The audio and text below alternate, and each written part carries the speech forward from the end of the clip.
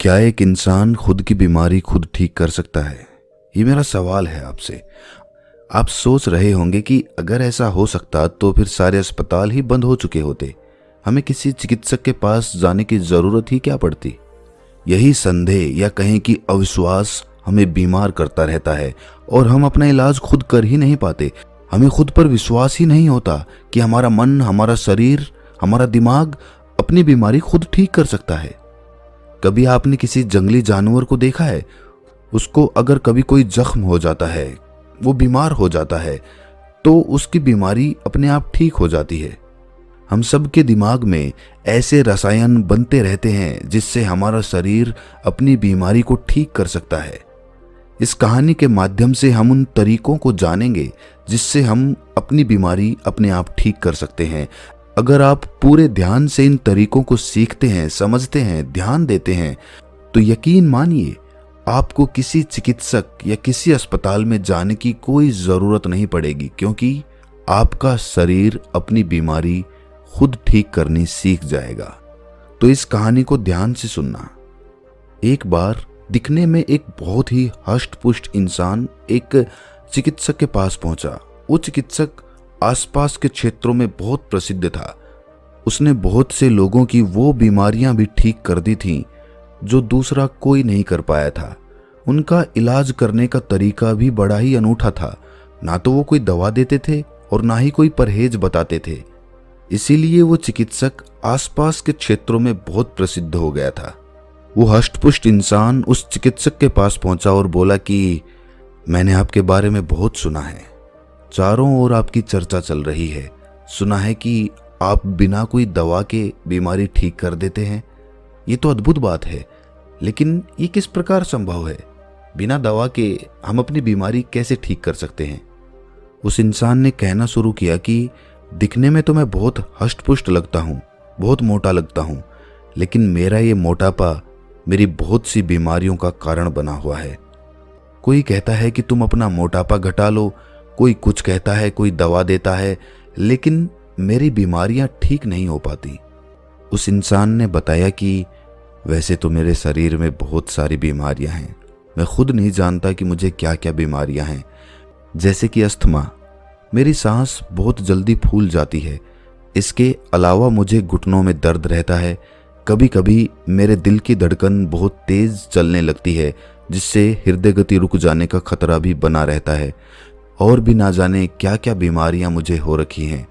तो अगर आप कोई समाधान बता सकें, क्योंकि दवा लेकर मैं थक चुका हूं, मुझे कोई ऐसा तरीका चाहिए जिससे मैं अपनी बीमारी खुद ठीक कर सकूं। मुझे किसी दवा की या किसी चिकित्सक की कोई ज़रूरत ही ना रहे। उस साधु चिकित्सक ने पूछा कि तुम्हें पूरा विश्वास है कि तुम अपनी बीमारी खुद ठीक कर सकते हो? ये विश्वास ही सबसे मूलभूत बिंदु होता है। कुछ लोग कभी विश्वास ही नहीं करते कि उनका शरीर अपनी बीमारी खुद ठीक कर सकता है, इसीलिए वो खुद का इलाज कभी करना सीख ही नहीं पाते। लेकिन कुछ लोग ऐसे भी होते हैं जो विश्वास रखते हैं कि उनका शरीर उनकी बीमारी ठीक कर सकता है, और ऐसे लोग ही अपनी बीमारियों को ठीक कर पाते हैं। तो सबसे पहले, अगर तुम्हें खुद पे विश्वास है तो ही मैं तुम्हें ऐसे तरीके बताऊंगा जिससे तुम अपने शरीर की बीमारियों को ठीक कर पाओगे। लेकिन अगर तुम्हें विश्वास नहीं है तो उन तरीकों को बताने का कोई भी उपयोग नहीं है। उस इंसान ने उत्तर देते हुए कहा कि अगर मेरे को विश्वास नहीं होता तो मैं आपसे सवाल पूछता ही नहीं। मुझे विश्वास है कि मैं अपनी बीमारी खुद ठीक कर सकता हूँ, इसीलिए तो मैं आपसे सवाल पूछ रहा हूँ। कृपया वो तरीके बताने की कृपा करें जिनसे मैं अपनी बीमारी को ठीक कर सकूं। उस साधु चिकित्सक ने समझाया कि हमारा शरीर संकेतों में हमें समझाने की कोशिश करता है, लेकिन हम उन संकेतों को नज़रअंदाज कर देते हैं, उन पर कोई ध्यान ही नहीं देते। इसीलिए सबसे पहले अपने शरीर के संकेतों को समझना शुरू करो। इसके लिए तुम्हें संवेदनशील होना पड़ेगा, खुद पर ध्यान देना होगा, ध्यान करना होगा। ध्यान करने से तुम अपने शरीर में होने वाले बदलावों को महसूस कर पाओगे।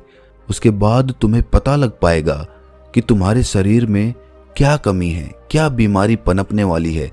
और जब तुम्हें ये संकेत समझ में आने लगेंगे उसके बाद तुम खुद का इलाज शुरू कर पाओगे, खुद को बीमारियों से बचा पाओगे। इसीलिए सबसे पहला बिंदु है, ध्यान के द्वारा संवेदनशीलता पैदा करो, जिससे तुम अपने शरीर के संकेतों को समझ सको। उदाहरण के लिए, तुम्हारी सांस फूल रही है, लेकिन अब तक तुम ध्यान नहीं दे रहे थे, लेकिन किसी दिन तुम्हारा ध्यान गया कि तुम्हारी सांस जल्दी फूल जाती है और तुमने पाया कि तुम्हें अस्थमा हो रखा है। लेकिन अगर तुम अपने शरीर के संकेतों को पहले ही समझ लेते, अपनी सांस फूलने को तुम पहले ही देख पाते, तो तुम अस्थमा होने से पहले खुद का इलाज कर पाते।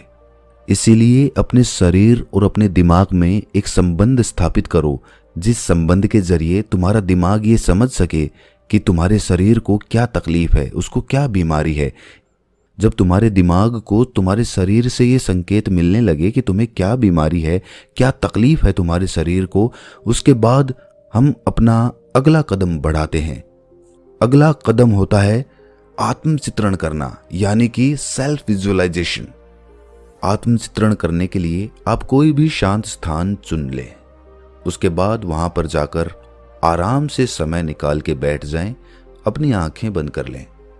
उसके बाद अपने मन से खुद का वो चित्र देखने की कोशिश करें जिसमें आप पूर्ण रूप से स्वस्थ हैं।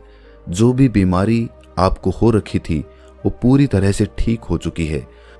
5 मिनट तक इसी एहसास को बरकरार रहने दें कि आप ठीक हो चुके हैं। ठीक होने के बाद आप कैसे दिखते हैं, आप अपना वो चित्र देखने की कोशिश कर रहे हैं। आत्मचित्रण करने के लिए आप किसी ऐसे संगीत का भी इस्तेमाल कर सकते हैं जो आपके आत्मचित्रण के ध्यान को और भी ज्यादा गहराइयों तक लेकर जाए। जितना स्पष्ट आपका आत्मचित्रण होगा, उतनी ही जल्दी आपका शरीर अपनी बीमारी ठीक करना शुरू कर देगा। जब भी हम आत्मचित्रण यानी कि सेल्फ विजुअलाइजेशन करते हैं, तब हमारा शरीर अपने आप का सबसे उत्तम स्वरूप देखता है। उस स्वरूप से हमारा दिमाग उसकी ओर आकर्षित होता है और हमारा मन और हमारा दिमाग उसी ओर काम करने लगते हैं, उसी शारीरिक अवस्था तक पहुंचने की कोशिश करने लगते हैं जिसे अभी हमने आत्मचित्रण में देखा था। क्योंकि समझने की बात ये होती है कि आत्मचित्रण करने से हमारा दिमाग उस रूप की ओर आकर्षित होता है जिसको हम आत्मचित्रण में देख रहे होते हैं। और जब हमारा दिमाग उस रूप की ओर आकर्षित होने लगता है, तो हमारा अवचेतन मन अनजाने में अपनी बीमारी ठीक करके उसी रूप को प्राप्त करने की कोशिश करता रहता है। ये सबसे शक्तिशाली उपाय है। इस उपाय का इस्तेमाल करके आप अपना मोटापा कम कर सकते हैं, अपनी खूबसूरती बढ़ा सकते हैं, अपनी बीमारियों को ठीक कर सकते हैं, बिना किसी चिकित्सक या किसी दवा की सहायता से। हमारे दिमाग और हमारे अवचेतन मन में ब्रह्मांड की सारी शक्तियां उपलब्ध होती हैं, लेकिन हम उन्हें खोल नहीं पाते, उनका इस्तेमाल करना सीख नहीं पाते, क्योंकि हमें उन प्रक्रियाओं का नहीं पता जिससे हम उन शक्तियों को जागृत कर सके। और ये आत्मचित्रण सबसे कारगर उपाय कहलाता है उन शक्तियों को जगाने का। बस ध्यान रहे, जहां भी आप ये प्रयोग कर रहे हैं वो जगह शांत हो, ताकि आप इस ध्यान की गहराई में जा पाएं। इस ध्यान की गहराई में जाने के लिए आप कोई शांत संगीत या कोई ध्वनि का भी इस्तेमाल कर सकते हैं। 21 दिन तक रोजाना इसे 15 मिनट करने के बाद आप अपने अंदर एक अभूतपूर्व बदलाव महसूस करेंगे। और आत्मचित्रण का इस्तेमाल सिर्फ अपनी बीमारी को ठीक करने के लिए नहीं किया जाता।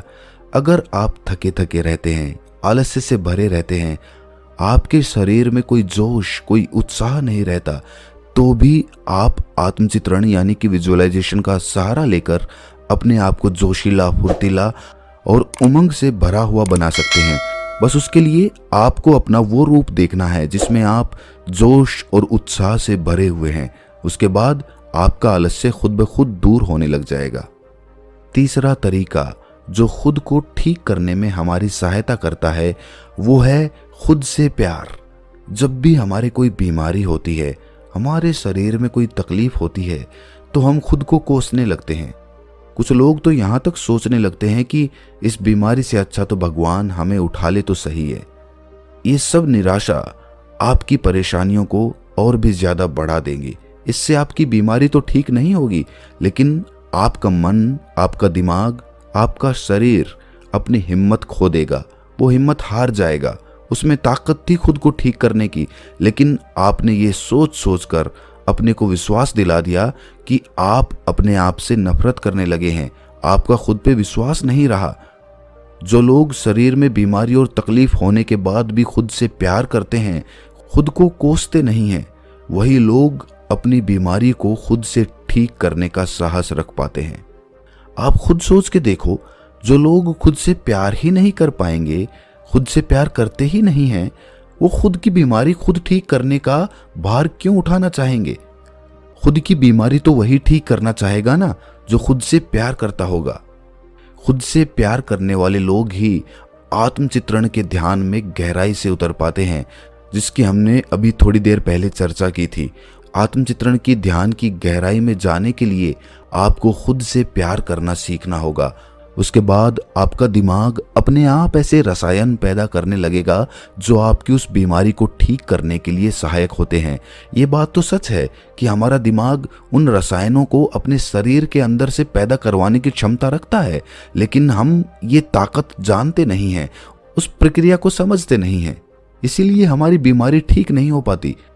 ये सारे प्रयोग करते हुए खुद पे विश्वास, आत्मचित्रण, खुद से प्यार, ये सब करते हुए आपको अपनी दिनचर्या का बहुत ध्यान रखना है।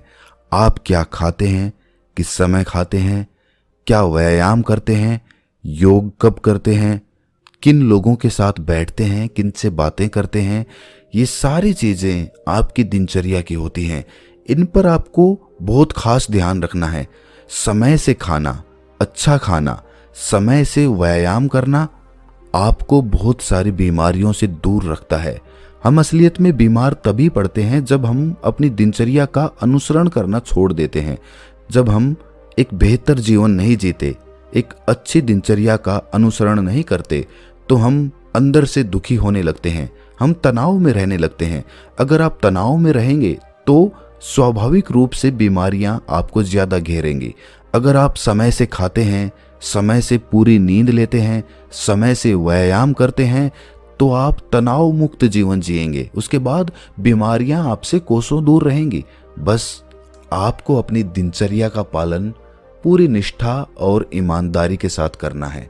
उसके बाद बीमारियां आनी तो दूर की बात रही, आपका जीवन खुशियों से भर जाएगा। अपनी बात को आगे बढ़ाते हुए साधु चिकित्सक ने समझाया कि अपने अवचेतन मन को अपनी बीमारियों को ठीक करने के काम पे लगाना सीखो। हम सब के अवचेतन मन में बहुत सारी शक्तियां बसी हुई हैं, बस हमें अपने अवचेतन मन से काम करवाने की प्रक्रिया नहीं पता। इस प्रक्रिया को बताते हुए साधु महाराज ने बताया कि जब भी तुम अपने बिस्तर पे सोने के लिए जाते हो तो सोते वक्त बस अपनी आंखों को बंद करके, अपने दिमाग को शांत करके खुद को ये एहसास दिलाओ कि तुम्हारी बीमारियां ठीक हो रही हैं। धीरे धीरे समय के साथ तुम्हारी बीमारियां जड़ से खत्म हो जाएंगी। जब तुम ऐसा सोचते सोचते अपने बिस्तर पर सो जाते हो, उसके बाद आपका अवचेतन मन अपना जादू दिखाने लगता है। आपका अवचेतन मन सोने के बाद भी आपके लिए काम करता रहता है, लेकिन आपको ये पता नहीं होता। और सोने से पहले जिस काम पर भी हम अपने अवचेतन मन को लगा देते हैं, पूरी रात वो उसी चीज पर काम करता रहता है। रोज रात को ये अभ्यास करने से आप सुबह बहुत अच्छा महसूस करेंगे, क्योंकि धीरे धीरे आपका शरीर अपने आप ठीक होने लगेगा। आपके अवचेतन मन की शक्तियां जागृत होने लगेंगी और वो आपकी बीमारियों को ठीक करने लगेंगी। लेकिन ये हमें रोज सोने से थोड़ी देर पहले करना है। अगर हम इसे दिन में करेंगे तो दिन में तो हम दूसरे कामों में व्यस्त रहते हैं, तो हमारे अवचेतन मन को समय ही नहीं मिलता उसके लिए काम करने का। लेकिन रात में सोते वक्त जब हमारा चेतन मन शांत हो जाता है, तब हमारा अवचेतन मन जागृत होता है और तब वो अपनी पूरी शक्ति के साथ आपके लिए काम कर पाता है। साधु चिकित्सक ने बताया कि आज चाहे विज्ञान कितना भी आगे क्यों ना निकल गया हो, लेकिन आज भी बहुत सारी बीमारियां ऐसी होती हैं जिनका विज्ञान को भी कोई अता पता नहीं होता।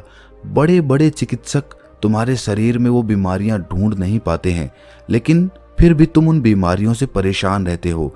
ऐसी बीमारियों को जिन्हें विज्ञान भी ठीक नहीं कर पाता, तो तुम्हें क्या लगता है वो बीमारियां दवाओं से ठीक हो जाएंगी? नहीं, दवाएं हमें तभी खानी चाहिए जब हमें ये महसूस होने लगे कि इस बीमारी का इलाज मैं अपने आप नहीं कर पाऊंगा। जब आप खुद से किसी बीमारी का इलाज करने में असफल होते हैं तो आप किसी चिकित्सक के पास जाइए और वो आपको सही दवा देगा। लेकिन उससे पहले खुद प्रयास करके देखिए और यकीन मानिए आपके अंदर वो सारी शक्तियां हैं जो बिना दवाओं के आपके शरीर को ठीक कर सकती हैं। आज से कई सौ साल पहले कोई विज्ञान नहीं था, कोई चिकित्सा प्रणाली नहीं थी। उस समय के लोग इन प्रक्रियाओं को, इन पद्धतियों को जानते थे जिससे वो अपने आप को खुद ठीक कर पाते थे, क्योंकि उनके पास कोई दूसरा विकल्प ही नहीं था। लेकिन समय के साथ जैसे जैसे विज्ञान आगे बढ़ता गया वैसे वैसे वो पद्धतियां और वो प्रक्रियाएं नष्ट कर दी गई, क्योंकि इससे विज्ञान का, चिकित्सकों का, अस्पतालों का अपना नुकसान है। उनके पास अगर कोई मरीज नहीं आएगा तो उनकी आय कैसे होगी, ये सोचने की बात होती है। इसीलिए ये प्रक्रियाएं और ये पद्धतियां छुपाने की कोशिश की गई। लोगों को ये यकीन दिलाने की कोशिश की गई कि आप अपना इलाज खुद नहीं कर सकते। इसीलिए आपने खुद पर विश्वास करना बंद कर दिया और उसका नतीजा ये रहा कि एक बीमारी खत्म होती है तो आपको दूसरी आ घेरती है, और उस दूसरी बीमारी को ठीक करने के लिए भी आप जब चिकित्सक के पास जाते हैं तो वो आपको बहुत सारी दवाएं दे देता है। वो दवा उस बीमारी को तो ठीक कर देती है, लेकिन उस दवा से हमारे शरीर में और न जाने क्या क्या बीमारियां पनपने लगती हैं।